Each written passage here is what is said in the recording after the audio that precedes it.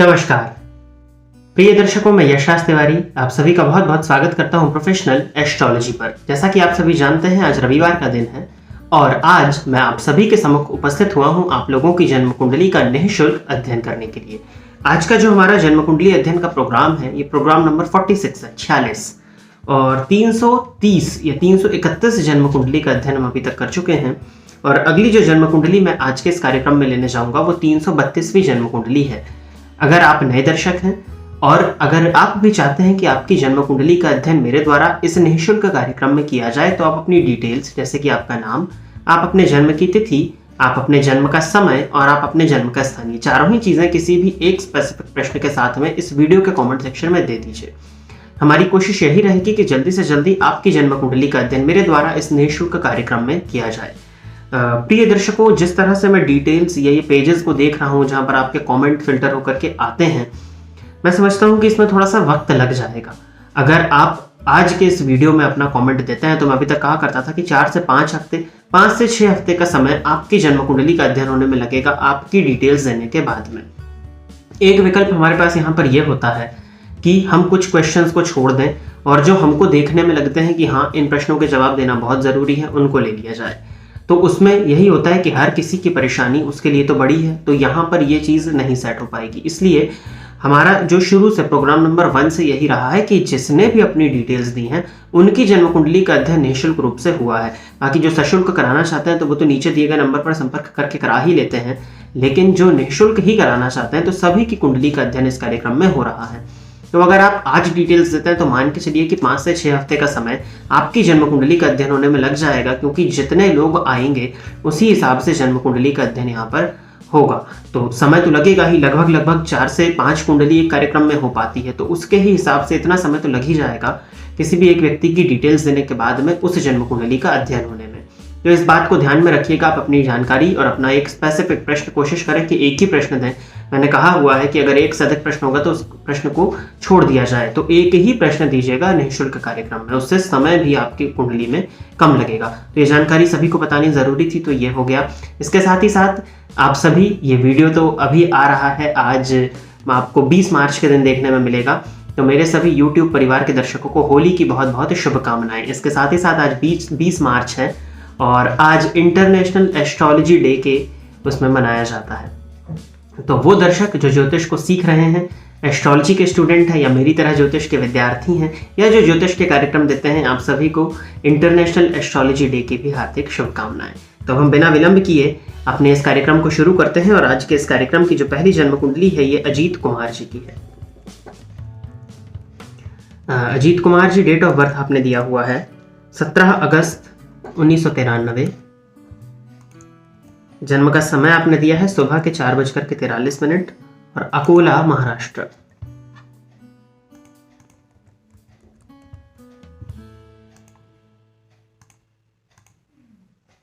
कर्क लग्न की आपकी कुंडली है, राशि भी आपकी कर्क बन जाती है, तो लग्नपति बुध, चंद्रमा बनते हैं, लग्न में ही बैठे हैं, बुध के साथ में बैठे हैं, जो कि इस कुंडली में द्वादशेश और तृतीयेश है। ठीक है, आपका प्रश्न है सरकारी नौकरी मिलेगी या नहीं एवं किस क्षेत्र में। देखिए, लग्नेश लग्न में ही बैठे हैं तो कहीं ना कहीं कुंडली तो मजबूत हुई। अब पराक्रमेश जाकर के लग्न में बैठ गए लग्नेश के साथ में, अर्थात अगर ऐसा व्यक्ति किसी चीज को कुछ ठान ले तो कुछ मुश्किल नहीं उसके लिए जो वो नहीं ले सकता। तो जो भी चीज मिलेगी वो मेहनत से मिलेगी, क्योंकि पराक्रमेश जाकर के लग्न में बैठे हुए हैं। अब देखते हैं इस जन्म कुंडली में सरकारी नौकरी के बारे में।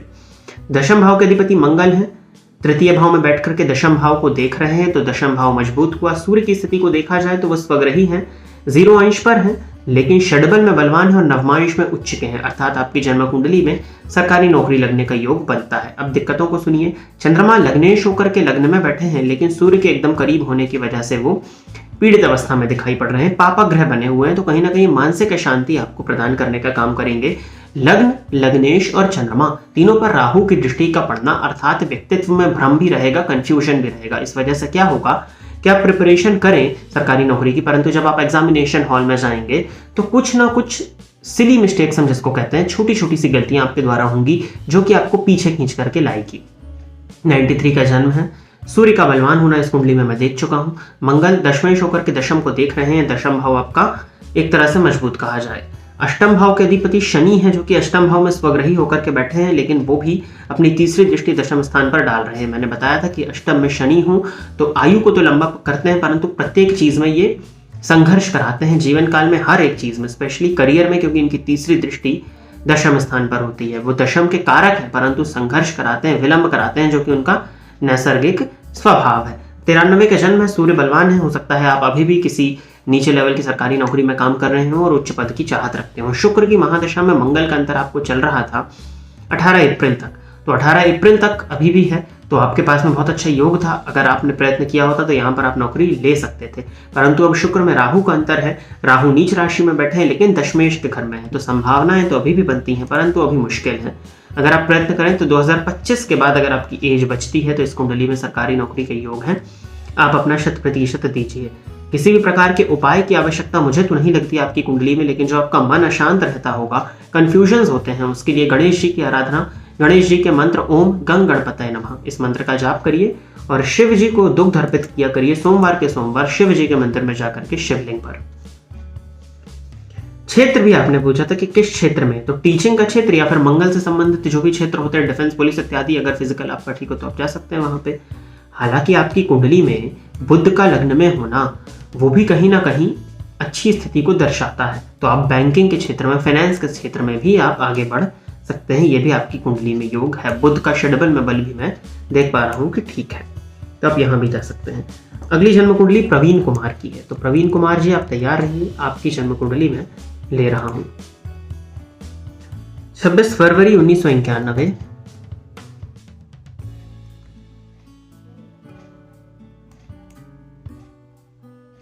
एक बजकर के 35 मिनट दोपहर के, नहीं 1:35 AM इन्होंने दिया है, यानी रात के 1 बजकर के 35 मिनट, और न्यू दिल्ली का बर्थ है।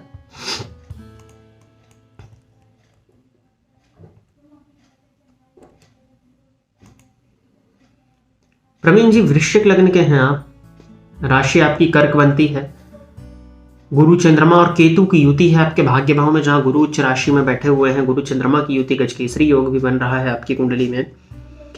मेरी सरकारी नौकरी कब तक लगेगी, बड़ा परेशान हूं, कृपया करके कोई उपाय बताएं, बैंकिंग में लगने के चांसेस हैं या नहीं। वृश्चिक लग्न की जन्म कुंडली में बुध की दशा, अब राजयोग तो गिनवा दिए, गुरु चंद्रमा की युति भाग्य भाव में हो तो सभी दोषों का शमन तो कर ही देगी, गजकेसरी योग भी बन जाएगा, उच्च के गुरु भाग्य भाव में है, लेकिन बुध की दशा आपको चल रही है। वृश्चिक लग्न की जन्म कुंडली में बुध की दशा कोई श्रेष्ठ रिजल्ट तो देगी नहीं, क्योंकि ये अष्टमेश होते हैं, लाभेश होते हैं, लाभ भाव भी छठे से छठा जाकर के चतुर्थ भाव में बैठे हैं, तो घर में कलह की स्थिति, सुखों का भाव है चतुर्थ भाव, मानसिक शांति का विचार चतुर्थ भाव से किया जाता है, वहां जाकर के अष्टमपति बैठे हैं तो कहीं ना कहीं मानसिक शांति तो होगी। चंद्रमा पर राहु और शनि की सीधी सामनी दृष्टि का पड़ना, आमने सामने बैठे हैं, चंद्रमा 4 अंश पर है, राहु 3 अंश पर, और शनि बैठे हैं वहां पर 8 अंश पर, तो करीबी दृष्टि संबंध भी करीब का बनेगा। चंद्रमा स्वग्रही है अर्थात बलवान कहे जाएंगे, और चंद्रमा पर पापा ग्रहों का प्रभाव, मानसिक अशांति तो होगी, कंसंट्रेशन की दिक्कत तो यहाँ भी है।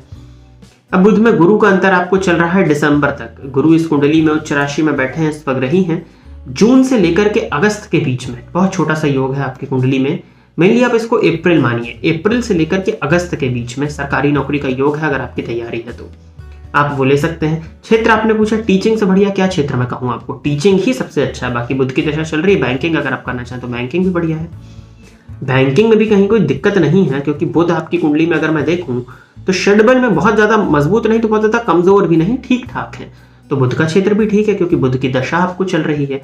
टीचिंग बेस्ट होगा, बैंकिंग की तैयारी करते हैं तो उसमें भी लगे रहिए, लेकिन आपके पास में समय जो मैं देखूं वो कम है, अगर प्रयत्न पहले से आपका है तो आप इस समय पर नौकरी ले सकते हैं, नहीं तो फिर देरी होगी आपके लिए। उपाय के तौर पर आप गणेश जी की आराधना और सूर्य भगवान को जल तो आप देते ही होंगे, गुरुवार के दिन जल में एक चुटकी हल्दी डाल करके स्नान करना भी शुरू करिए, यह भी आपके लिए उचित होगा, इन उपायों को आप करिए। अगली जन्म कुंडली दिनेश जलानी जी की है, तो दिनेश जी आप तैयार रहिए, आपकी जन्म कुंडली में ले रहा हूं। 14 जुलाई 1998,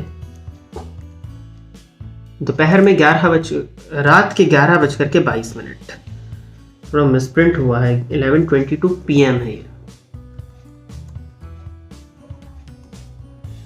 और जोधपुर राजस्थान।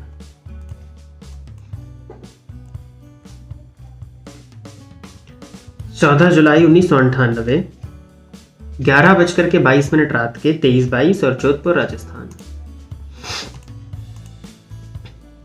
दिनेश जी, मीन लग्न और मीन राशि, आपकी कुंडली में भी गुरु चंद्रमा की युति लग्न में है तो गजकेसरी योग, और लग्नेश गुरु लग्न में बैठे हैं, हंस नामक महापुरुष योग। बढ़िया है कुंडली आपकी। सरकारी नौकरी का योग है या नहीं और कब तक नौकरी लगेगी और आगे टाइम कैसा है, प्लीज बताएं, उपाय भी बताएं। सभी कोई सरकारी नौकरी पूछ रहे हैं आज। इस कुंडली में देखा जाए तो लग्नेश लग्न में बैठे हैं, और मैंने बताया था कि लग्नेश अगर लग्न में ही बलवान अवस्था में बैठे तो ऐसी चीज नहीं जो व्यक्ति कुछ ठान ले तो पा ना सके, क्योंकि लग्न अत्यंत मजबूत है।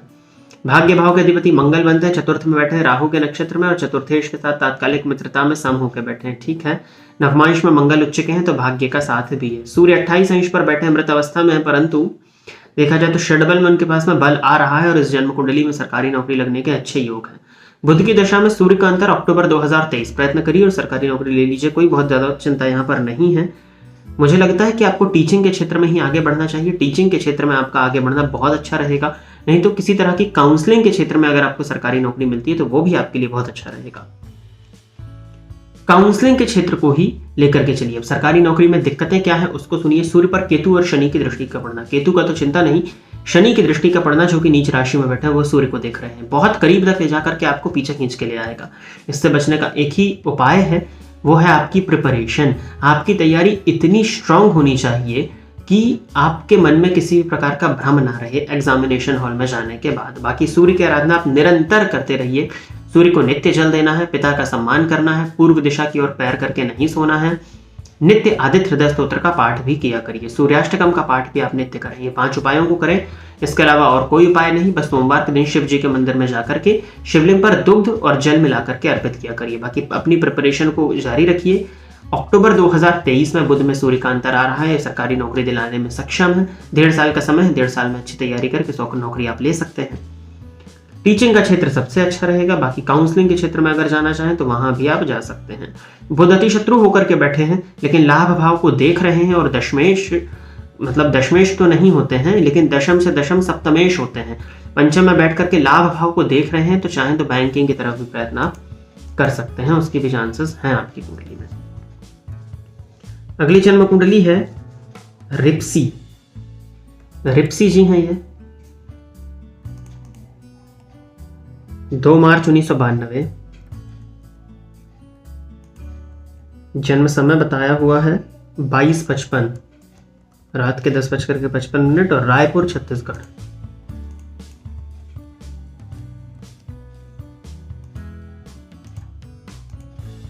तुला लग्न की हैं आप, मकर राशि आपकी। पूछा है इन्होंने spouse related information and nature, ये अपने होने वाले पति का स्वभाव जानना चाहती हैं।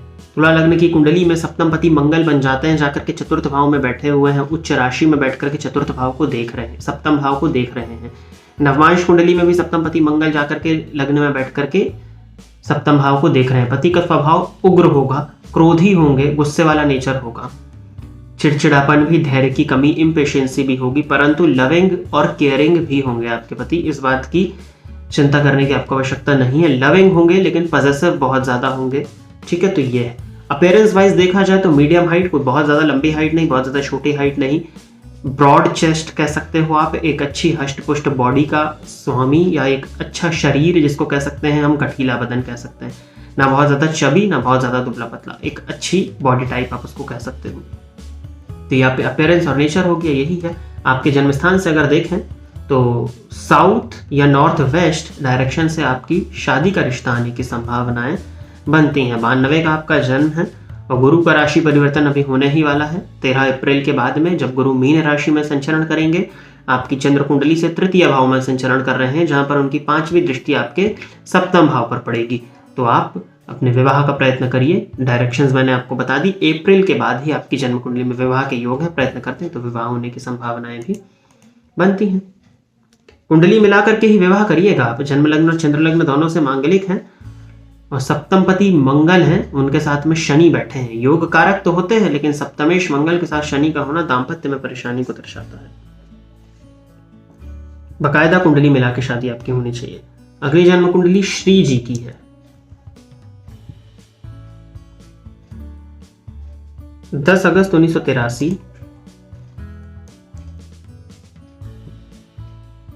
रात के 11:45। काठमांडू नेपाल से हैं ये।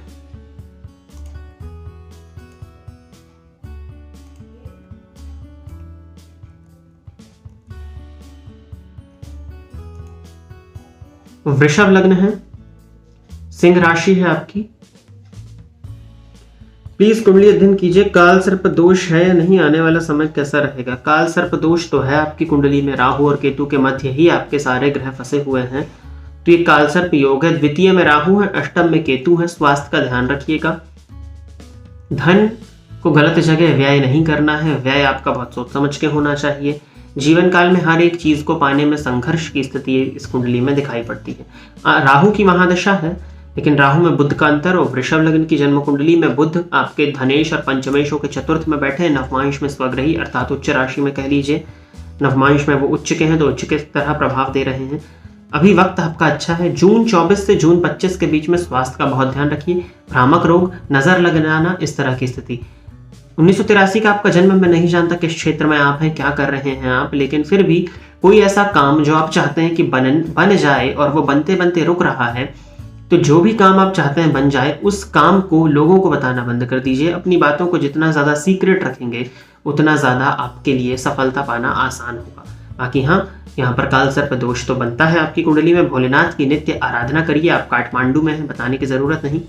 भोलेनाथ की आराधना करना आपके लिए बहुत ज़्यादा उचित होगा, और गणेश जी की आराधना भी आप करते रहिए। राहु की दशा है। एक लाजवर्त बनवाइए, राइट हैंड की मिडिल फिंगर में, सैटरडे के दिन आप उसको धारण कर लीजिए, आपके लिए बेनिफिशियल होगा।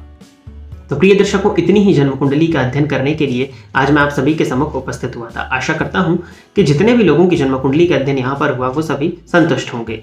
अगर आप भी अपनी जन्म कुंडली का अध्ययन निःशुल्क रूप से कराना चाहते हैं तो आप इस वीडियो के नीचे दिए गए कमेंट बॉक्स में अपनी डिटेल्स, जैसे कि आप अपना नाम, आप अपने जन्म की तिथि, आप अपने जन्म का समय और आप अपने जन्म का स्थान, ये चारों ही चीजें किसी भी एक स्पेसिफिक प्रश्न के साथ में कमेंट सेक्शन में दे दीजिए। आपके डिटेल्स देने के बाद 5 से 6 हफ्ते के अंदर अंदर आपकी जन्म कुंडली का अध्ययन मेरे द्वारा इस निःशुल्क कार्यक्रम में किया जाएगा।